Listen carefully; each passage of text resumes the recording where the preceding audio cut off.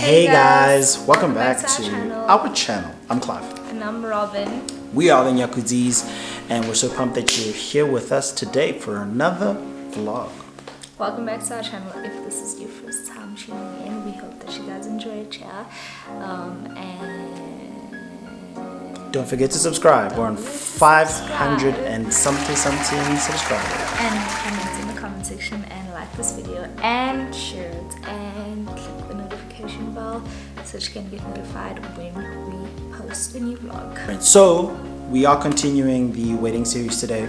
Last week obviously we spoke about the engagement. Thanks to everybody that had so many questions about it. Again, it is on the channel. I'll put a card up here for those who don't know what I'm talking about. And so now we're going to discuss what happened after the engagement. So we got engaged, and then I started to get some weird calls from back home. Uncles of mine that are like, hey man, what's going on? How could you get married without us? You know, supposed to get the blessing from the, you know. So what happened was, because of the not the traction, but because of the way the engagement video was done, like all the family was posting it and stuff like that, it came across like we had gotten married on stage. Right. You know what I mean? And it wasn't a proposal. Which is like super duper weird. So it looked like we had gotten married on stage, which is a whole other conversation about what marriage looks like in this context, where we live in a world where tradition, custom, and whatever's happening in the modern era is all in the same boiky pot. So, you know, I don't know about you, but I know that there's some cultures that don't really recognize engagements, if that makes sense. Like, I don't know. Yeah, mine either. I don't think, because not ever really, like, it's never spontaneous. It's always like, okay guys, we're getting married because A, B, C, D, E. So then people just get married. There's no like period where they're engaged and then married afterwards. They kind of just go and sign, or they decide to go get married. Right. So there's none of that. You know, it's either, you know, in some cases there's a baby, and then it's like, well, what do we do now?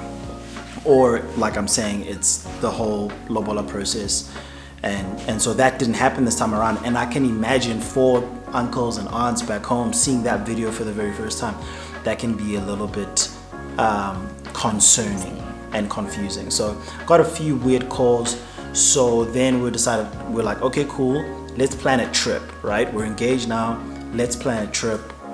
This wasn't the first trip we've ever taken. That's not what happened. Clive, one day on the way to work, was like, hey, we're going to MAILBAG on the weekend. And I was like, I've never really met your family, so I'm confused. And I think it was the Thursday. And the weekend starts on when? A Friday. So we literally had like a day to prepare for it. To pack, to prepare my emotions, my nerves, everything. Okay, so that's what happened. So I told my dad, it's like, hey, I've got this idea. I'm gonna go down to MAILBAG and take Robyn, and he was like,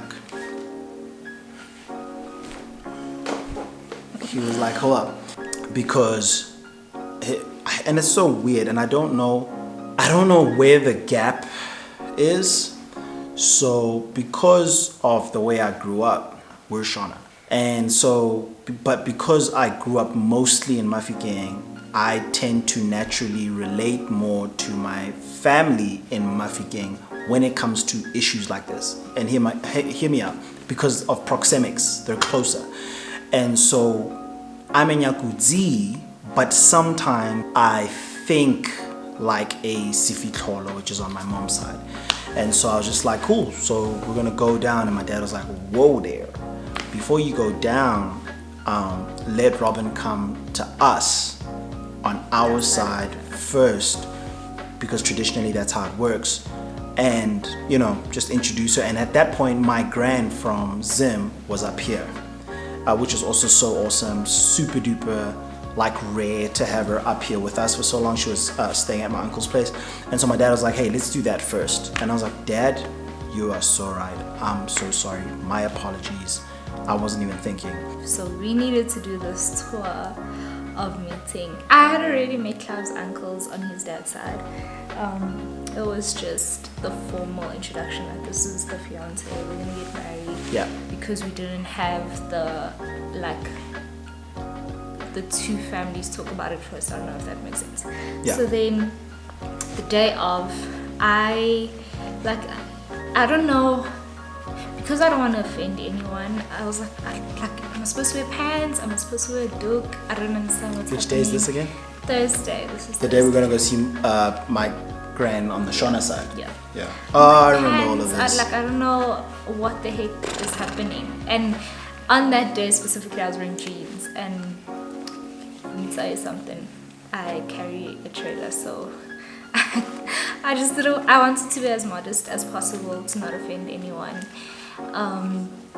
So I was very nervous the day before. So then we go. First, we needed to go to Clive's parents' house, which was. Oh, so it was like so this was like a tour, okay? And maybe I'll put up like a map or something. So this is how the tour went. Robyn had to start by my parents, then go to the second eldest brother, then go to the youngest brother. My dad is the second eldest of 7. 6 boys, 1 girl. I received that anointing in Jesus' name. Yeah, so that means we went, my dad. No, then we did it properly. My dad is the oldest, then Uncle Max, and then Uncle Blessing. And then I dropped you off. So that's yes, it's the sorry. So we went like that. Had Robyn go on a little bit of a tour, which was awesome. It was so nerve-wracking. I was so nervous. I don't know why I was so nervous actually. Well, I mean I know why I was nervous, but I know Clive's family so well, so it just didn't make sense. I think it was just the fact that I was gonna meet his gran yeah. on the night. Yeah. That made me so nervous. Yeah, and that I think meeting my gran was so cool because, like, how do I put it? Like, my gran lives in Zim, but she lives in Nyanga, which is like right on the other side. And so for her, when she saw Robyn looked like she was white. So to my gran, she was white. I think she might have even said that when she got there. No. He's saying, I'm sorry, also white. And it was so cool to just see the interaction and how, because my both my grandmothers, their personalities and their sense of humor, the same. Second to none. They're like so funny. Super funny, super bubbly. He says we must go to the And so we stopped there. And now the thing is, again, I think also what's a little tricky in interracial relationships that they don't tell you about is that in the case like mine, where one part of my family is Shona, the other part of my family is Tswana, is that there's different small customary things that you do in there. That's so like she gets to the Shona side of the family and everyone is, and it's like she doesn't know what do I do, right? But on the Mafeking side, she's not sure per se, and I was kind of trusting my mom to kind of go like, hey, just tell her it's chill. Like in terms of culture and tradition on the Tswana side of the family, it's not as like, okay, cultural. And then it's not as, so that was very interesting to see. But we went to go see my gran, and she was dope. She was so cool. Funny. And then Uncle Max also taught me about our totem. The totem. Yeah. Totem, which was really cool. Yeah, our totem is a tortoise. So to all the people that came to our wedding, you would have seen a tortoise on a lot of our, what is it called, stationery. And so Uncle Max basically told Robyn the story of the totem and why it's our totem and stuff like that. And so that was really cool. I actually Even totally on the forgot channel, about that. on the channel as well, we have the tortoise in our title. Oh yeah, yeah. And if you see that's why. That's why. That's our totem. Yeah. I thought it was so sweet because obviously they know that I'm from Cape Town. So Uncle Max was trying to like make links between all three two provinces and a country. I was like, okay. Wait, I love my family. My family. So just to make me feel comfortable, he like tried to find ways to link our families, which was really sweet. I really appreciated that because it made me more comfortable. And then the next morning, I'm packing.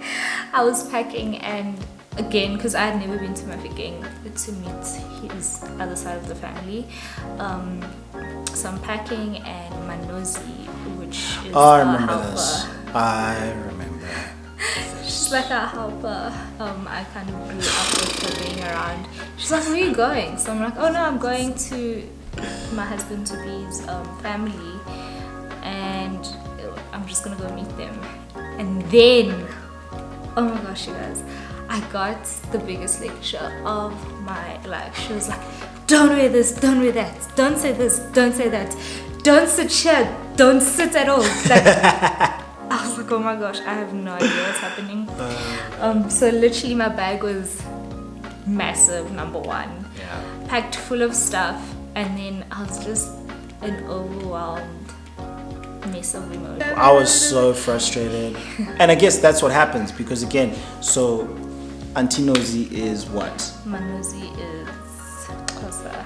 She's Xhosa. So in the Xhosa tradition, Which I grew up in a Xhosa house. in a Xhosa household, that's probably what would happen. But in the Tswana tradition, not really. She could have worn jeans. Of course, modesty is important and stuff. But so now, Manozi is like in Robyn's head about like what you need to do and stuff. But she's not Tswana. Like her intentions were great, but.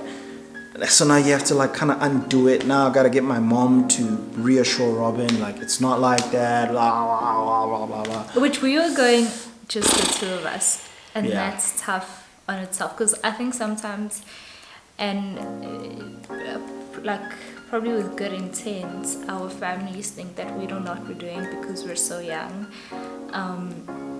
So it was so nerve-wracking having to go and just be there. I knew and I trusted that Clive knew what to do and how to, direct me or whatever.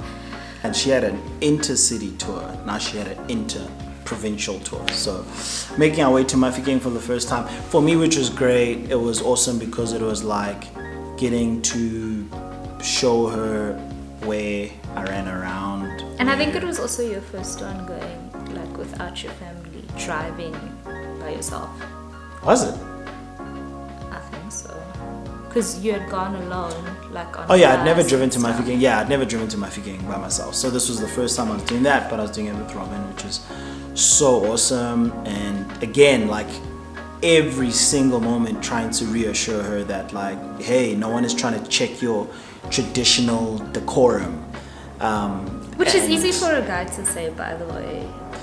For me, I'm going like it's easy for a person who's from there to say, like, especially after I'd spoken to my mom, because my mom was like, there ain't none of that stuff, bro, relax.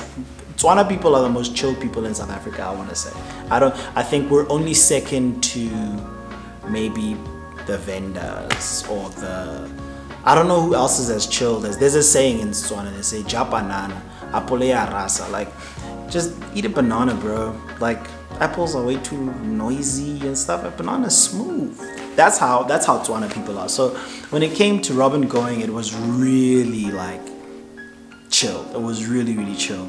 And so we took the drive down to Mafeking, took the route that I've always taken with my parents, which was great as well. Getting to show Robyn all the farms and.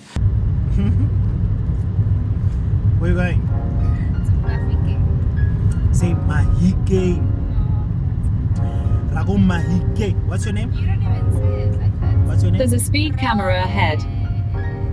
Your name is Robyn. So we got to Mafikeng, and where did we spend the first night? At my aunt's place, which again, like, my aunt was there to be like, relax, you gotta relax, just calm down. Reassuring Robyn that everything is fine and she doesn't have to worry about anything. And so we spent the first night at my aunt's house, and then from there we took Robyn on a tour, man. And I think we started. Also, I woke up in the morning and I was like, oh my gosh, should I be making people breakfast? Yeah. Like, what are you expected to do? Do you have to go fetch water somewhere? No, I didn't think that. Fetch water, get wood, start a fire. No. Nah, not a Mafikeng. So we went to my grand's place, who is now in heaven. And it was cool to see. It was just cool to see. I don't think, going home with someone is an experience on its own. It really is. Going home with someone who is of a different culture is like even better. And to see it happen for me was like weird. It was so weird. And so we get there, and everybody now on my Tswana side of the family, everybody's like trying to make sure that their English is like perfect. Yes, Dominica is making a joke to say that when I get to like his family members' houses, I should ask for dumplings. She's like, don't say lobola, you must say, can I have some dumplings? I mean, dombolo, sorry. She mustn't say dombola, she must say dumplings, which is really funny. So it was just that. So we get there, and now all of a sudden my gran is like speaking English, like, yeah, how are you? And I'm like, what's going on? Because again, like, no one really knew that Robyn grew up in a black household. And it's always so hard to explain to people that, like, it's okay. I know. Right. I know what's happening. And she understands. And I understand. That's the key. She understands what you're saying. She may not be able to respond, but she understands. Because no one ever, like, I don't know, it's weird. It's a very interesting experience. Yeah. So so we got there, and my gran was like speaking English, and it was just great to see. And then she like showed me photos of Clive growing up, and it was so cool. Also, we stopped before we got to his grand's house, and I was like, hey, maybe we should get like a plant or something, flowers. But then I was like, maybe it's not practical to get flowers because they die so quick. So then we got her a plant because she loved plants.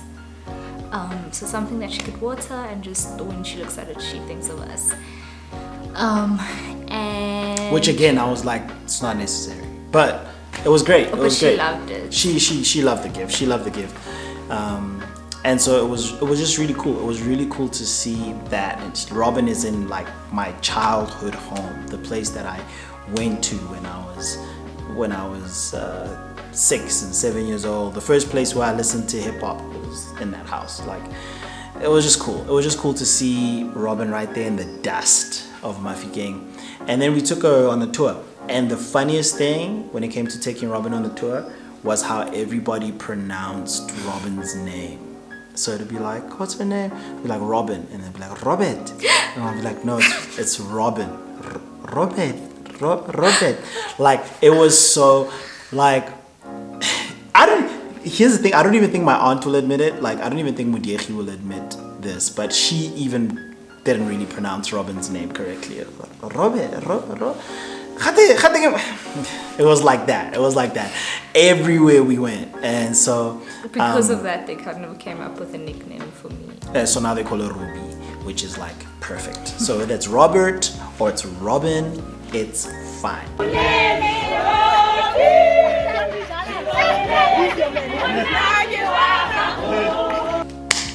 So we went on the Mafikeng tour, and then something in my heart was kind of, because that's the thing, we weren't gonna stay until Monday. My birthday fell on the Monday.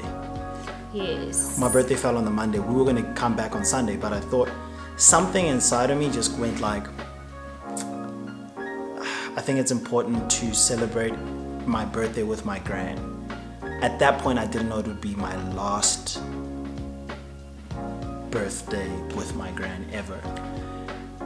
It's just, it was something very strong inside that was like, we need to stay another day. We need to book leave or whatever and just stay another day and celebrate my birthday with her and like make it a bit of a thing. So buy a cake, get some sweets, do the whole thing.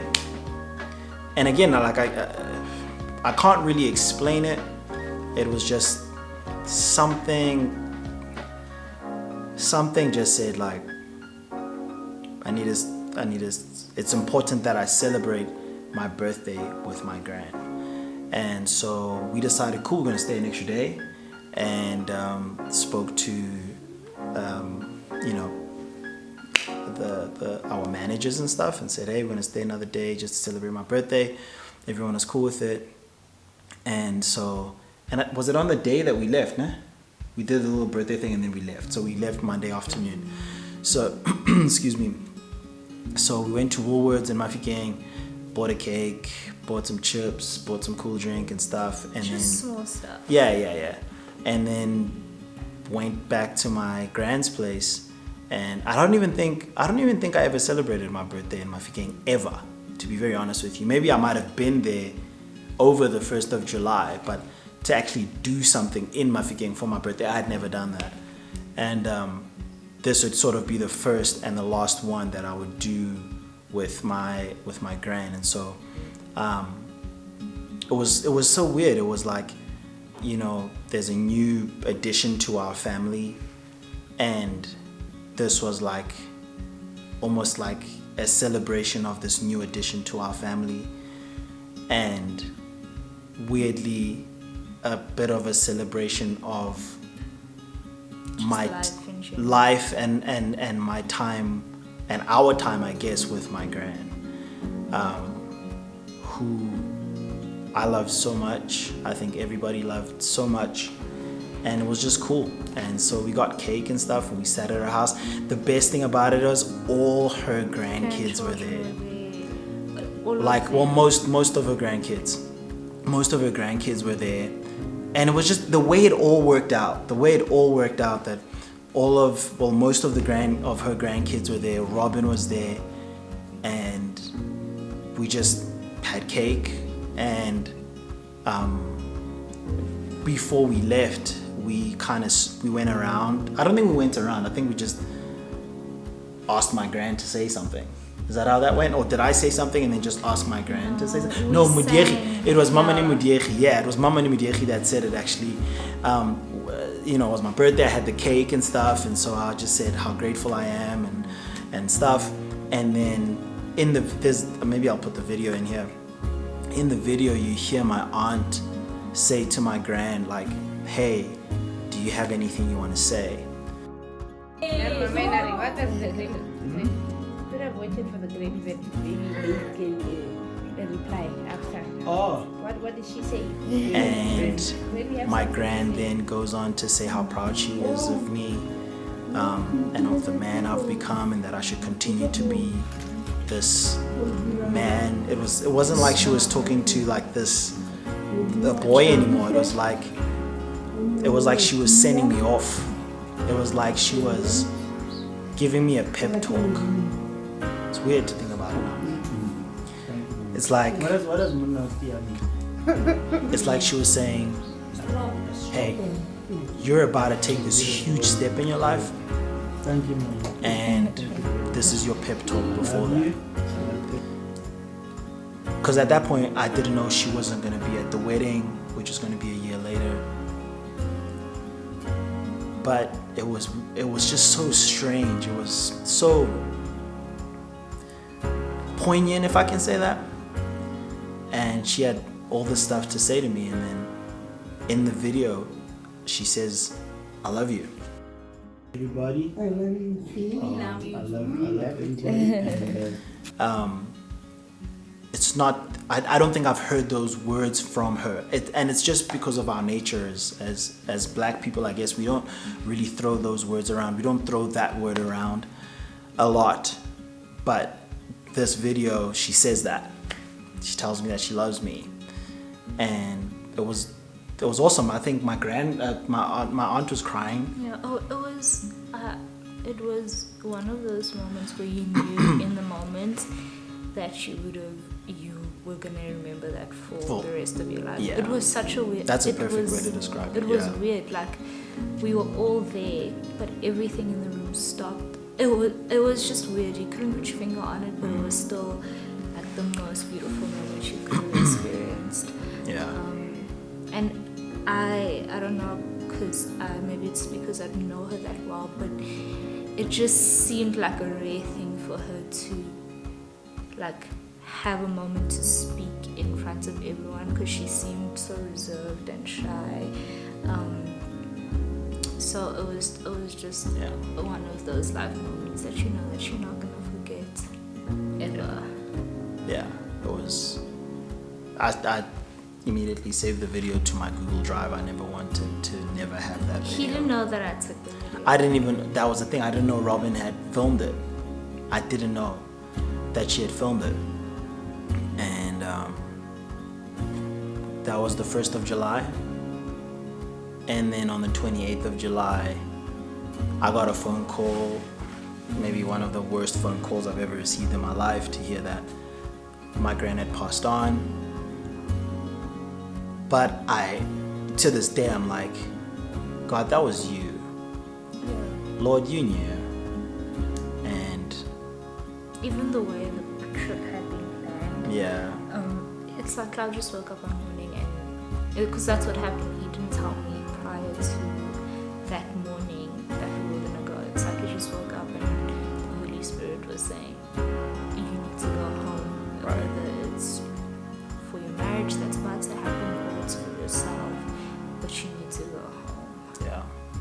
And it's just crazy how God works things out for us, even though it's a painful thing to go through. The fact that even for me, the fact that we were able to experience her all together, and I think that might have been the last time that everyone was together with her. He always knows what he was doing. Yeah. And you just need to trust that. Yeah, that was, and so, and that was the last time I saw my gran, you know, and we would go back to Mafikeng on the 28th of July, and now Robyn is part of these huge moments, you know. I think you tend to go like, okay, we're married, and then it's going to be further along the way where you experience something tough to deal with. And so we weren't even married yet, and so Robyn had her first, it's like, you're up, you know. There Robyn was garituku and a blanket and chopping up, you know, vegetables, and now the people that Robyn hadn't met on the weekend of the end of June or the 1st of July, she now met at my grandmother's funeral. She met aunts that were back home, if you guys have seen the Mafikeng vlog, all those aunts at that point hadn't met Robyn. There were people that were in Johannesburg that hadn't met Robyn, but all of those people converged on Mafikeng, and now it was so strange. And Robyn's family came out, like Butsimpiwe and Shannon drove out to come. My friends, Karabo, Pumlani, everybody drove out to be there for us while we were grieving. It seemed so divine. And I said to my friends, I said, when my gran passed away, I was looking for answers. I couldn't believe it. And literally a year after that, the world gets hit with this pandemic. And my gran had respiratory issues. And I remember saying to my friend last year sometime, I said to him, bro, I can't imagine what 2020 would have been like, knowing that my gran is in the village in Mafikeng, and if something were to happen to her, no one can go out to her. And having seen the type of grieving people have had to go through this year, knowing that that's something that I could have experienced, and God allowed us to say bye to my gran in the most beautiful way. They had like a trumpet band there. It was so beautiful. It was so beautiful. It was so beautiful and so poignant. It was like a rite of passage. It feels like it was a rite of passage, and it feels, as hurtful as it was at the time, it felt like it was all part of something bigger. It was all part of God's plan somehow. And I understand that for other people that may have lost somebody right now, it doesn't feel that way. But somehow He creates beauty instead of ashes. And that felt like that. I had to get up and do the eulogy at my grand's funeral, and my wife-to-be is there in front of all these people that have come out from and she's there for that. It goes back to when we planned to get engaged. It's all of that. It's all, Pumlani said it today. My friend Pumlani said it today. I never want to be outside of the will of God. And I didn't want this to turn into anything preachy, but being in the will of God, these are the type of things that happen. And she was just there, and Robyn was just there. Robyn was there for me. She was there for us as a family. Everybody else got to meet Roby for the first time at my grand's funeral. And while there was pain and hurt, afterwards there was this almost feeling of community that was happening. And, you know, seeing Butsimpiwe and Shannon with my uncles, because we had planned for we had that later stage planned for the families to kind of meet, but it feels like there at my grand's funeral, they met. It felt so now when you fast forward to the wedding on the 6th of March, my family that were from Mafikeng and my family that are from Zim, we had already all met. We had already shared such deep experiences together that it felt like the Bible says where there is unity, God commands a blessing. And it feels like because there was so much unity when it came to the two of us getting married, that we have now experienced and lived in that blessing. Where at the time it felt like I've lost one of the most important people in my life, God took that and made something beautiful out of it. Which is so special to me. Yeah. And I'm so grateful to have met her. Even though it was short, I felt like I bonded with her in the few hours that I got to spend with her, all added up. And I'm just grateful. God is so good to us. And I just have gratefulness in my heart. We were only in Mafikeng for 3 days, but it feels like the impact, this indelible impact that she's had on us and our marriage has been incredible.